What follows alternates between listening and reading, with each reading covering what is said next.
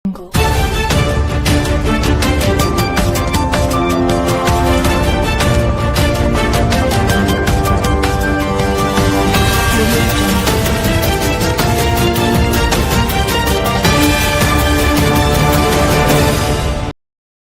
Hi ನಮಸ್ಕಾರ ವೀಕ್ಷಕರೇ, ಅರಡಿ ನ್ಯೂಸ್ಗೆ ಸ್ವಾಗತ ಸುಸ್ವಾಗತ. ತಾಯಿಯ ಮಹತ್ವ ಕೊಟ್ಟ ದೇಶ ನಮ್ಮ ಹೆಮ್ಮೆಯ ಭಾರತ ದೇಶ. ಆಧ್ಯಾತ್ಮದ ಬೀಡು, ಹಳಂಗಳಿಯ ಕುಲರತ್ನ ಮುನಿಗಳು ಆಶೀರ್ವಚನ. ಹೌದು, ನಮ್ಮ ಭಾರತ ದೇಶದಲ್ಲಿ ತಾಯಿಯರು ಅವತರಿಸಿ ಈ ಮಾನವ ಕುಲವನ್ನ ಪಾವನ ಮಾಡುವುದರ ಜೊತೆಗೆ ವಿಶ್ವದಲ್ಲಿ ಅಗ್ರಗಣ್ಯ ಸ್ಥಾನವನ್ನು ಪಡೆದಿದ್ದಾರೆ ಮತ್ತು ದೇಶಕ್ಕೆ ತಾಯಿಯ ಮಹತ್ವವನ್ನ ತಿಳಿಸಿಕೊಟ್ಟಿದ್ದಾರೆ. ಅದರಿಂದ ನಾವೆಲ್ಲರೂ ಇಂದಿನ ದಿನಗಳಲ್ಲಿ ತಾಯಿಯ ಮಡಿಲಲ್ಲಿ ನಮ್ಮ ಮಕ್ಕಳಿಗೆ ಸಂಸ್ಕಾರ ಕಲಿಸುವುದು ಅತಿ ಮುಖ್ಯವಾಗಿದೆ.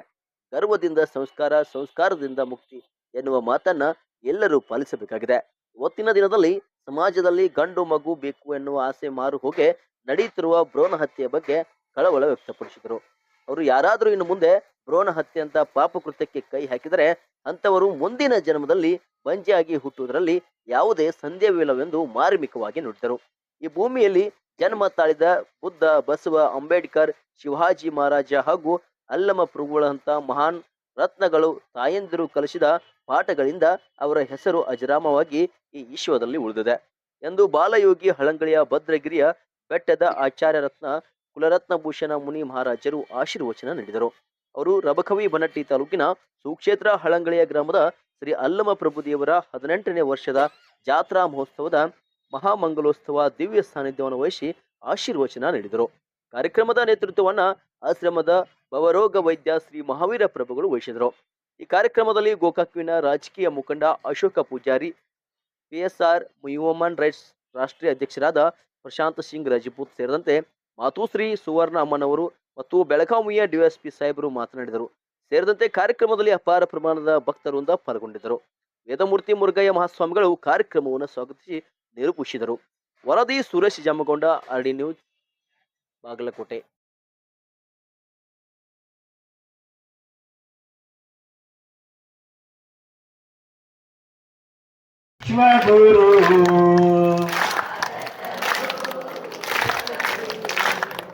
राम भगवान भारत भूषण रो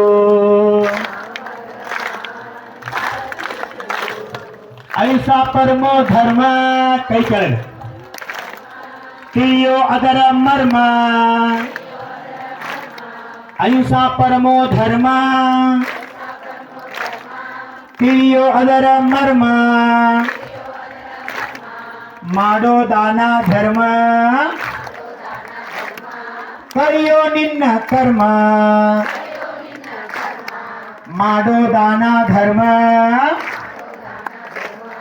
ಕರಿಯೋ ನಿನ್ನ ಕರ್ಮ ಎಲ್ಲರ್ಕನ ಭಾರತವೋ ವಿಶ್ವಗುರು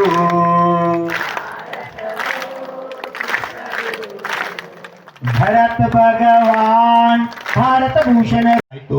ಹಂಗ ಜನ್ಮ ಕೊಡ್ತಕ್ಕಂಥ ಜಗಜ್ಜನನಿ ತಾಯಿ ಜಗದಂಬ ಈ ಆತ್ಮ ಸಂಸ್ಕಾರ ಕೊಟ್ಟ ಈ ಆತ್ಮ ಪರಮಾತ್ಮ ಆಗ್ತಕ್ಕಂಥ ಸಂಸ್ಕಾರ ಕೊಡ್ಬೇಕ. ಆ ಸಂಸ್ಕಾರ ಗರ್ಭದಲ್ಲಿ ಆಗ್ತದ, ತಾಯಿ ಗರ್ಭದಲ್ಲಿ. ಅದಕ್ಕೆ ಪೂಜ್ಯಪಾದರು ಹೇಳಿ 9 ತಿಂಗಳು 10 ದಿವಸ ತಕ ಈ ಜೀವದ ಮೇಲೆ ಏನು ಸಂಸ್ಕಾರ ತಾಯಿ ಕೊಡ್ತಾಳ ಆ ಸಂಸ್ಕಾರ ಜನನದಿಂದ ಮೃತ್ಯುವರೆಗೆ ಹೋಗುದಿಲ್ಲ. ಅಕ್ಕ ಸಂಸ್ಕಾರ ಗರ್ಭದಾಗ ಆಗ್ತದ. ಅಂತೆ ತಾಯಿಗೆ ಅಂತ ಸ್ಥಾನವನ್ನ ಕೊಡಲಾಯ್ತು. ತಾಯಿಗೆ ಯಾಕೆ ದೇವರು ಮಾತೃದೇವೋ ಮೊದಲು ಯಾಕೆ ನಮ್ಮ ಸಂಸ್ಕೃತಿ ಕೊಟ್ರಂದ್ರ ಈ ಪ್ರಪಂಚದ ಬುದ್ಧ, ಬಸವ, ಮಹಾವೀರ, ತೀರ್ಥಂಕರ, ಚಕ್ರವರ್ತಿ, ಹನುಮಾನ, ರಾಮ, ಸುಗ್ರೀವ, ತದ್ಭೋ ಮೋಕ್ಷಗಾಮಿ ಎಷ್ಟು ಜೀವ ಮೋಕ್ಷವಾದು ಆ ಎಲ್ಲಾ ಜೀವ ಮೊದಲ ಭೂಮಿ ಮೇಲೆ ಬರ್ಬೇಕಾದ್ರೆ ತಾಯಿ ಗರ್ಭದಾಗ ಬಂದವು. ತಾಯಿ ಮಡಿಲಾಗ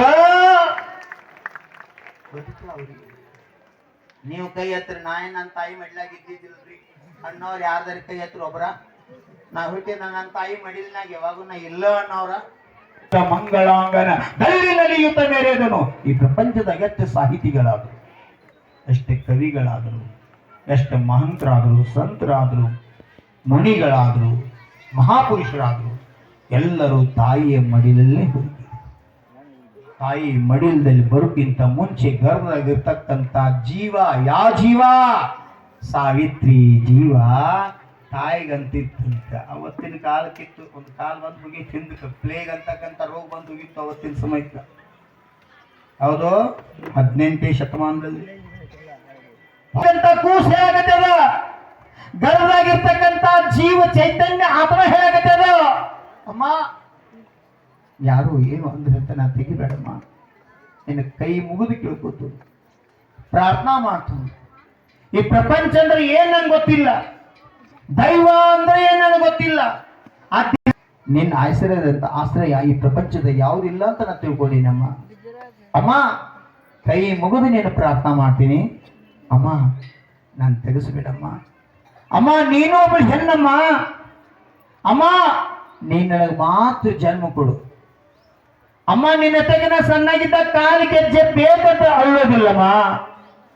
ಅಮ್ಮ ಅಮ್ಮ ನೀನ್ ನಂಗೆ ಎದೆ ಹಾಲು ಕೊಡದೆ ಇದ್ರೂ ನಾ ಬದುಕ್ತೀನಮ್ಮ. ಅಮ್ಮ ಅಮ್ಮ ಈ ಪ್ರಪಂಚ ನೋಡುವಂತ ಸೌಭಾಗ್ಯ ನನಗೆ ಬೇಕಮ್ಮ. ಅಮ್ಮ ನಿನ್ನ ಪಾಲನೆ ಪೋಷಣೆ ಅಂತ ನೀ ಮಾಡ್ತೀವಿ ನನಗೆ ಗೊತ್ತಿಲ್ಲ, ಆದ್ರೆ ನನಗೆ ಜನ್ಮ ಕೊಡು ನೀನು ಪ್ರಾರ್ಥನಾ ಮಾಡ್ತೀನಿ. ತಾಯಿ, ಮಹಾತಾಯಿ, ನೀನೊಬ್ಬಳು ಹೆಣ್ಣಾಗಿ ಇನ್ನೊಬ್ಬಳು ಹೆಣ್ಣೊಂದು ಶತ್ರು ಆಗ್ಬೇಡಮ್ಮ. ಈ ಪ್ರಪಂಚದಲ್ಲಿ ಇದುವರೆಗೆ ಎಷ್ಟೊಂದು ತೀರ್ಥಂಕರಾದಿ ಮಹಾನ್ ಪುರುಷರು ನರಸೆ ನಾರಾಯಣ ಮಹಾನಾರಾಯಣ ಅಂತುಕೊಂಡರು. ಅವರೆಲ್ಲ ನಿನ್ನ ತಾಯಿಯ ಗರ್ಭದಿಂದ, ನಿನ್ನಂತ ತಾಯಿಯ ಮಾತೆಯ ಗರ್ಭದಿಂದ ಹೊರಗೆ ಬಂದಾರಮ್ಮ. ಅಮ್ಮ ನಿನ್ನ ಕೈ ಮುಗಿದು ಪ್ರಾರ್ಥನಾ ಮಾಡ್ತೀನಿ. ಅಮ್ಮ ಈ ಪ್ರಪಂಚವನ್ನ ನಾನು ನೋಡಿಲ್ಲ, ನಿನ್ನ ಗರ್ಭನೇ ನನಗೆ ಪ್ರಪಂಚ.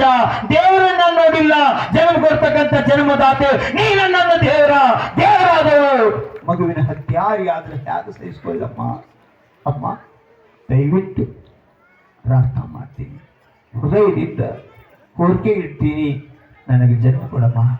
ಈ ಪ್ರಪಂಚ ನೋಡುವ ಇಚ್ಛಾ ನನಗೋದಮ್ಮ. ನನಗೂ ಈ ಭಾರತದಲ್ಲಿ ಒಬ್ಬ ಒಳ್ಳೆ ನಾರಿಗೆ ಆಗಿ ಬದುಕಿ ಭಾರತೀಯ ಸಂಸ್ಕೃತಿಯನ್ನು ಉಳಿಸಬೇಕು, ಬೆಳೆಸಬೇಕು ಅಂತಕ್ಕಂಥ ಸಾಕಷ್ಟು ಸ್ವಪ್ನ ಹೊತ್ಕೊಂಡು ಬಂದಿನಮ್ಮ. ನನ್ನ ಗರ್ಭದಾಗ ಬಸವೇಶ್ವರಂತ ಅಯ್ಯಪ್ರಭು ಅಂತ ಪುಣ್ಯಾತ್ಮರಿಗೆ ಜನ್ಮ ಕೊಡಬೇಕಂತ ಭಾವನೆ ಹೊತ್ಕೊಂಡ ನಿನ್ನ ಗರ್ಭದಾಗ ಬಂದಿನಮ್ಮ. ಅಮ್ಮ ಈ ಪ್ರಪಂಚಕ್ಕೆ ಬರುವಂತ ಒಂದು ಯೋಗ ನನ್ನ ಆತ್ಮಗದ, ಅದನ್ನು ಕರುಣಿಸಮ್ಮ ಅಂತ ಗರ್ಭದಲ್ಲಿರ್ತಕ್ಕಂಥ ಜೀವ ಅಂಗಲಾಚಿ ಕೈ ಮುಗಿದು ತಾಯಿಯನ್ನ ಪ್ರಾರ್ಥನಾ ಮಾಡ್ತಾ ಇದ್ದಾರೆ. ಆದ್ರೆ ಇವತ್ತಿನ ಮಮ್ಮಿ ಡಾಕ್ಟರ್ ಹೇಳಿದ್ರು ಅಂತ ಸೋನೋಗ್ರಫಿ ಮಾಧ್ಯಮದ ಹೆಣ್ಣಂತ ತಿಳಿದ ತಕ್ಷಣ ತೆಗಿಸ್ಬಿಡು ಅಂತಕ್ಕಂಥ ಭಾವನೆ ಬರತ್ತದ. ನೆನ್ಪಿಟ್ಕೋರಿ, ಈ ಬಹುದಾಗ ಸ್ತ್ರೀ ಭೂಣ ಹತ್ಯೆ ಮಾಡ್ರಂದ್ರ ಮುಂದಿನ 100 ಬಹುದಾಗ ಬಂಜಾಗಿ ಹುಡ್ತೀರಿ, ನಿಮ್ಮ ಹೊಟ್ಟೆ ಮಕ್ಕಳು ಹುಟ್ಟೋದಿಲ್ಲ. ಅವಾಗ ಪಶ್ಚಾತ್ತಾಪ ಕೊಡ್ಲಿಕ್ಕಿತ್ತ ಇವತ್ತ ಜಾಗೃತ ಆಗ್ರಿ. ನಮಗಿಂತ ಪಶು ಪಕ್ಷಿ ಚಲೋಪ್ಪ, ನಾಳೆ ವಿಚಾರ ಮಾಡೋದಿಲ್ಲವ. ನಾಳೆ ತಿನ್ನಕ್ ಒಂದು ಜೋಳದ ಕಾಳು ಬೇಕಾದ ಒಂದು ಗೂಡಿನಾಗ ಒಂದು ಕಾಳು ಸಹಿತ ಶೇಖರಿಸಿರೋದಿಲ್ಲ. ಅದನ್ನ ಮಹಾವೀರ ಭಗವಾನರು ಅಪರಿಗ್ರಹ ಮಹಾತತ್ವ ಅಂತ ಹೇಳಿದ್ರು. ಪಶು ಪಕ್ಷಿಗಳು ಸಹಿತ ಇವತ್ತ ಆನಂದವಾಗಿ ಸುಖದಿಂದ ಬದುಕ್ತಾ ಇದ್ದ ಬಸವೇಶ್ವರ ಸಂದೇಶದಂತೆ ವರ್ತಮಾನ ಕಾಲದಲ್ಲಿ 21ನೇ